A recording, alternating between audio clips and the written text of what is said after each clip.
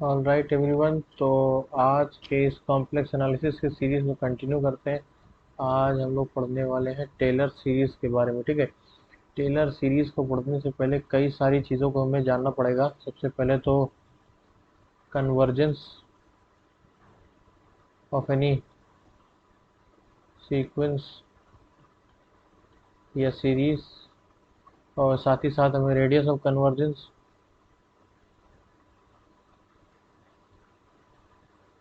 देखना पड़ेगा। ये कॉन्सेप्ट होते क्या है, तभी हम लोग टेलर सीरीज पर जा सकते हैं। ठीक है। कॉम्प्लेक्स एनालिसिस के बहुत इंपॉर्टेंट पार्ट है। तो अगर हम लोग किसी एक सीक्वेंस को डिफाइन करें, A1 A2, देखो ये हो क्या रहा है कि अभी तक जितना भी हम लोगों ने टेलर थ्योरम पढ़ी वो nth टर्म के लिए डिफाइन थी। अब ये जो सीरीज है ये इनफाइनाइट सीरीज है। ठीक है। ये कोई nth टर्म तक नहीं, जनरली इनफाइनाइट टर्म्स इसमें कंटेंट हो गए। तो मान लें कोई सीक्वेंस हम लोग A1 A2 AN इस तरह से एक इनफाइनाइट सीक्वेंस डिफाइन करें, जिसको हम लोग डिफाइन कर सकते हैं AN करके। तो इस सीक्वेंस को हम लोग कन्वर्जेंट तभी कहेंगे कि मान लीजिए कि अगर ये जो सीक्वेंस है AN तक जा रही है, ये किसी एक वैल्यू पर जाके टेंड करे। ठीक है।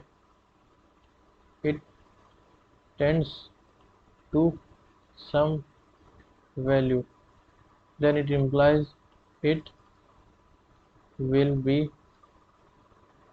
convergent. For example, if we take summation 1 upon n to the 1 to infinity 2 to the power n। अब अगर हम लोग ये सीरीज कंसीडर करें, मान लीजिए एक S1 सीरीज है हमारे पास, एक ये सीरीज है, S2 सीरीज है, समेशन n इक्वल टू 1 से इन्फिनिटी n। तो अब अगर हम लोग दोनों सीरीज को ध्यान से देखें, तो अगर हम लोग एक सीरीज को देखें तो ये इस तरह से इनिशियली बढ़ती जा रही है in 1/2 to the power N plus, फिर ये चली गई इन्फिनिटी तक। तो इस सीरीज में हो क्या रहा है, ये इनफाइनाइट जीपी हम लोग जानते हैं, इसका फार्मूला होता है A/1 माइनस आर। इसको सॉल्व करेंगे तो हमारे पास 1 आ रहा है, जो कि मीन्स ये कन्वर्ट कर रही है टू अ सर्टेन वैल्यू। तो एक सर्टेन वैल्यू पर अगर हमारी कोई सीरीज सीक्वेंस अगर कन्वर्ट करती है तो हम इसे कहते हैं कन्वर्जेंट सीरीज। ठीक है। तो इस सीरीज को हम लोग कह सकते हैं कन्वर्जेंट सीरीज। सिमिलरली अगर हम इस सीरीज के ऊपर देखें तो 1+2+3+ टिल n प्लस, फिर और अगर सीरीज इन्फिनिटी तक कंटिन्यू होगी। अब इस सीरीज का अगर हम लोग फॉर्मूला देखें तो n टाइम्स n+1/2 होता है। अगर limit n tends to infinity करें तो हमारे पास इन्फिनिटी आ जाएगा। मीन्स ये सीरीज जो है ये डाइवर्स करती जा रही है, मीन्स इसकी वैल्यू किसी एक वैल्यू पर टेंड नहीं कर रही, तो इसे हम लोग कहते हैं डाइवर्जेंट सीरीज। ठीक है। अब सिमिलरली हम लोग एक पावर सीरीज का यहाँ पे कॉन्सेप्ट देखते हैं, पावर सीरीज का। इसी के अंदर हम लोग रेडियस ऑफ कन्वर्जेंस भी देखेंगे, और साथ ही साथ में एनालिटिसिटी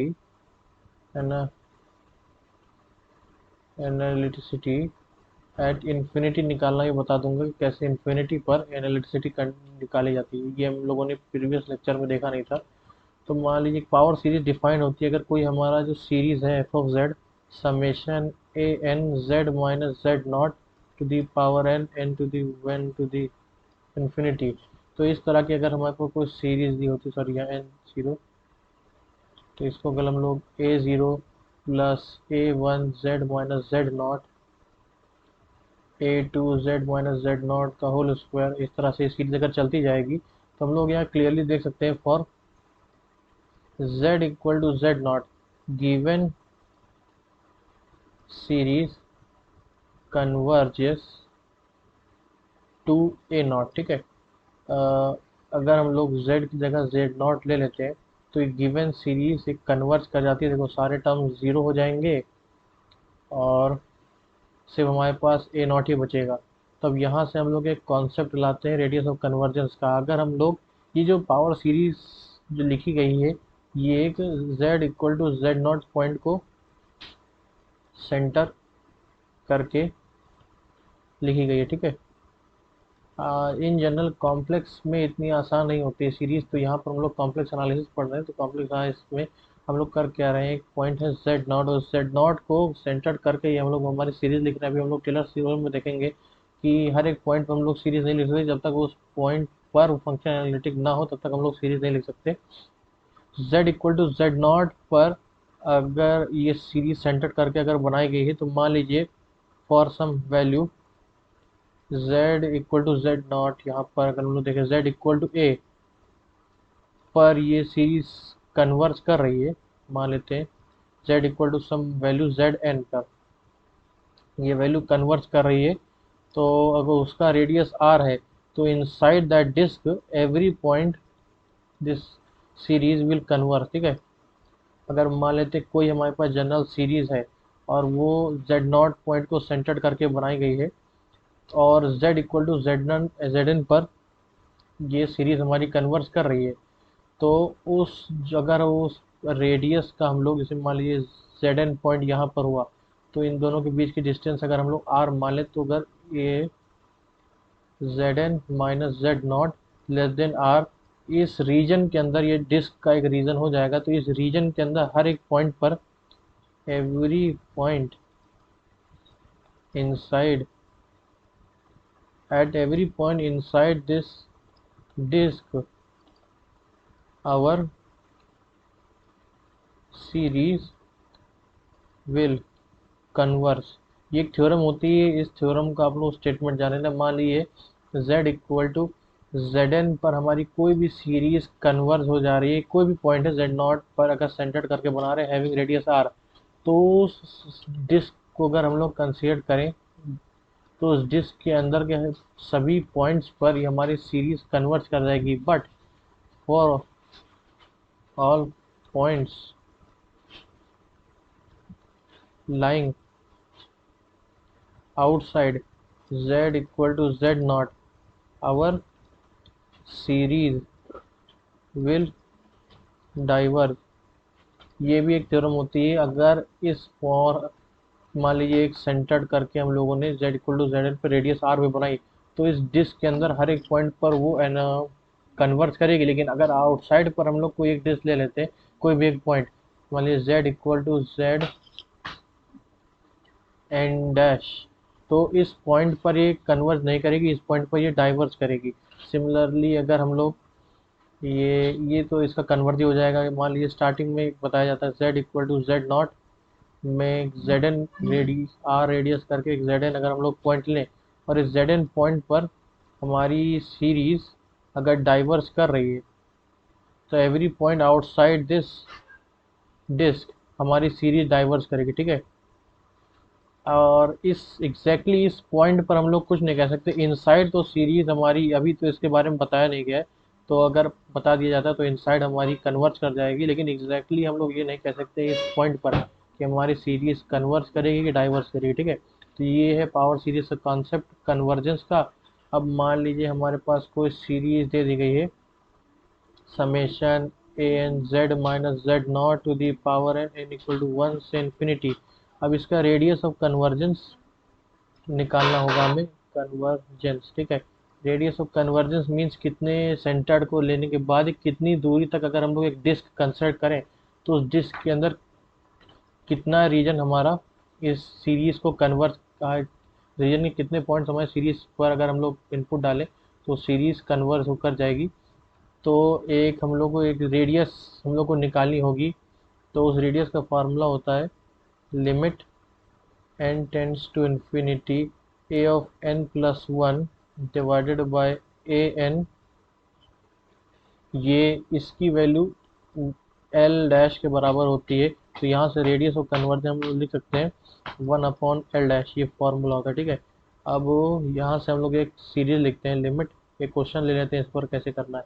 मानिए लिमिट सीरीज आपको दी गई है, समेशन n इक्वल टू 1 से इन्फिनिटी n फैक्टोरियल का square divided by 2n factorial z minus z या z minus 3 to the power n। हमें ये चेक करना है कि हमारी जो सीरीज है कन्वर्ज करती है कि डाइवर्ज करती है, तो इसे रेशियो टेस्ट कहते हैं।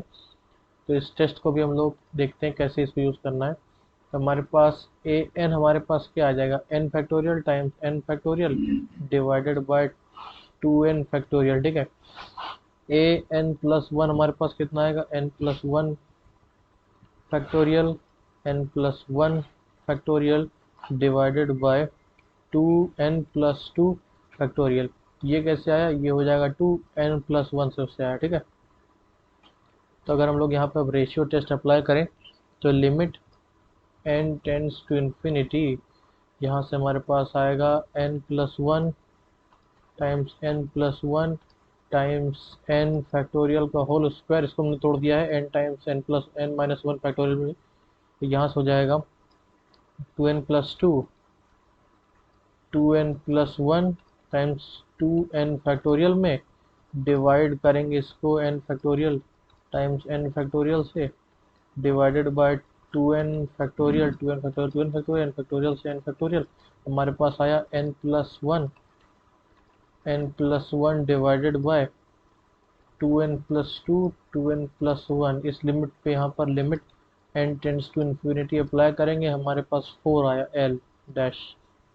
तो यहाँ से हम लोग कह सकते हैं, सो रेडियस ऑफ कन्वर्जेंस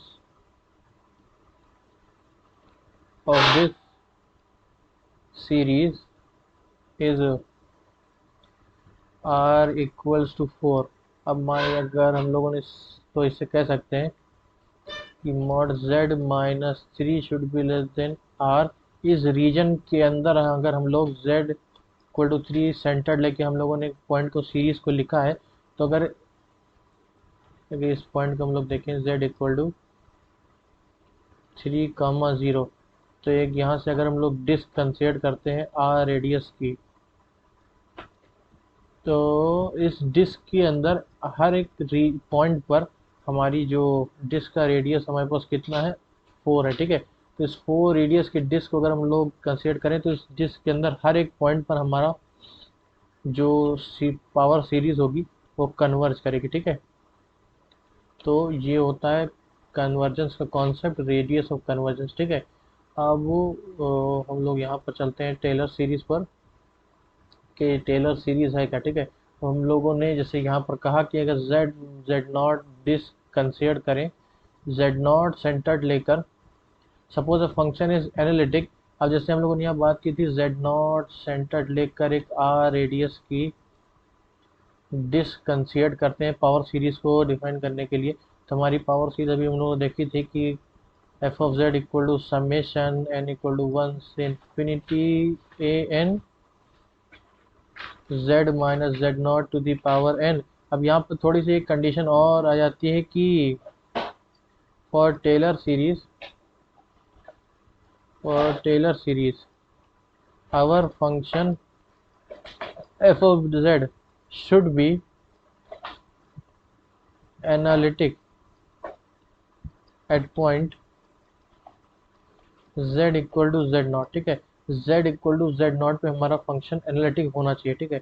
यहाँ देख लेते हैं, suppose the function analytic throughout the disc, इस डिस्क अगर इस पॉइंट पर हमारा फंक्शन एनालिटिक होगा, मीन्स डिस्क अगर हम लोग कंसीडर करें तो जितनी जितनी साइज की डिस्क कंसीडर करें तो हमारा फंक्शन उसके अंदर हर एक पॉइंट पर एनालिटिक होगा, डिफरेंशिएबल होगा, ठीक है। centered at z not ready हो, then function has power series represented by this, ठीक है, inside this और एक हमारा इस बार तो उसमें पावर सीरीज हम लोगों ने a naught constant a n constant की वैल्यू पता नहीं होती थी, लेकिन यहाँ पर फॉर टेलर सीरीज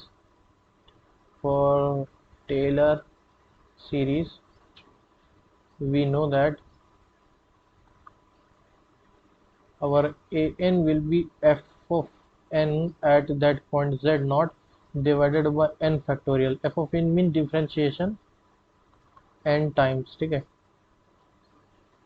अब इसका हम लोग जरा यूज करके देखते हैं कि कैसे किसी भी फंक्शन का, और ये होगा क्या कि हमारा function at that point analytic होना चाहिए, ठीक है। ये कंडीशन को आपको याद रखना है कि हमारा जो टेलर सीरीज हम लोग तभी अप्लाई कर सकते हैं अगर उस पॉइंट पर हमारा फंक्शन एनालिटिक हो। अगर एनालिटिक नहीं होगा तो लॉरेंट सीरीज का यूज करेंगे, उसके बारे में हम लोग नेक्स्ट लेक्चर में देखेंगे, ठीक है। तो मान लेते सबसे पहले हमारा क्वेश्चन है F of Z equal to 1 upon z+2, ठीक है। Just a second.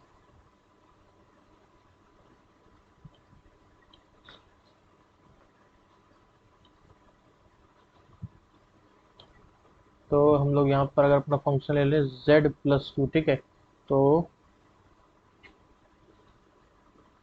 या तो ये लेते हैं 1/z सेंटर्ड एट, या फिर इस स्टेटमेंट लिखें अराउंड z=2। हमें अपना सीरीज निकालनी है, मीन्स z0 की वैल्यू हमारे पास 2 है। तो यहाँ से हम लोग प्रोसीड करना स्टार्ट करते हैं। हमारा जो सीरीज है वो कुछ इस तरह से an z minus z0 to the power n। तो ये सीरीज यहाँ से n0 से स्टार्ट होती है, ठीक है, यहाँ वाली ये सीरीज है। तो इसको हम लोग लिख सकते हैं यहाँ पर a0 plus a1 z minus z0 plus a2 z a1/1 factorial f of a। यहाँ पर इसको थोड़ा लिखें, हाँ, एक मिनट। अब इस सीरीज को टेलर के टर्म में अगर हम लिखना चाहें तो इसको लिख सकते हैं f of z0 plus f dash of z0 z minus z0 upon 1 factorial f double dash z0 z minus z0 का whole square divided by 2 factorial, plus इस तरह चलता रहेगा f of n z minus z0 to the power n upon n factorial plus इस तरह से हमारी series आ जाएगी। तो इसको लिख सकते हैं f at z, f of 2 हमारे पास 1/2 f डैश, इसको सही से लिख देते हैं, ये है हमारे पास z, ठीक है। f डैश ऑफ z हमारे पास हो जाएगा -1/z²। तो यहाँ पर -1/4 f double dash of z हमारे पास हो जाएगा यहाँ से 2 डिवाइड बाय z³। तो इस पर अगर हम लोग वैल्यू रखेंगे 2/8 मीन्स 1/4। तो अगर हम लोग लिखना स्टार्ट करें तो हमारे पास f एट z0 आया 2, प्लस ये आया हमारे पास -1/4 z माइनस 2, प्लस हमारे पास आया 1/4 z माइनस z0 का whole square divided by 2 factorial f triple dash अगर हम लोग करते हैं ऑफ z तो हमारे पास आएगा -6 divide by z to the power 4 means -6 divide by, यहाँ से आया हमारे को 8।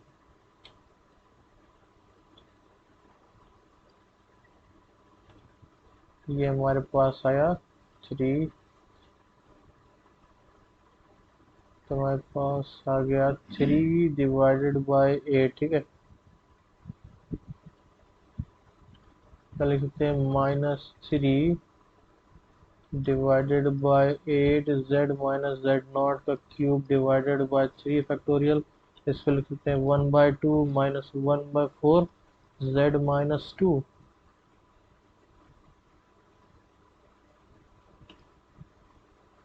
z minus 2 plus z minus 2, ये z0 क्या लिखा है,